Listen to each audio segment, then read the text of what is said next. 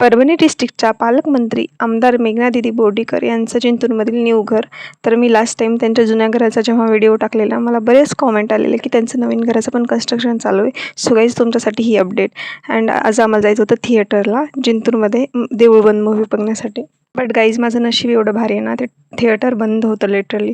आणि आपल्या जिंतूरकरांना माहितीच नाही की आपल्या जिंतूरमध्ये थिएटर पण आहे. अँड गाईज, 12चा शो बंद होता. ठीक आहे म्हटलं, जाऊ द्या, थिएटर बंद आहे तर आपण केंद्रामध्ये जाऊया.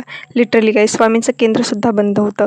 म्हणजे आता काय, दुष्काळ 13वा महिना. मी एवढे एक्झॉस्टेड झालेलो गाईज, कारण 12 वाजता खूप जास्त कडक ऊन असतं. म्हणून म्हटलं कॅफेला जाऊन काहीतरी घ्यावं थंड, बट तेही बंद होतं. हे माझे छोटे बहीण भाऊ एवढे बोर झालेले, ते एवढे एक्सायटेड होते ना मूव्ही बघण्यासाठी. बट काय, आमचा पचका झालेला पूर्ण.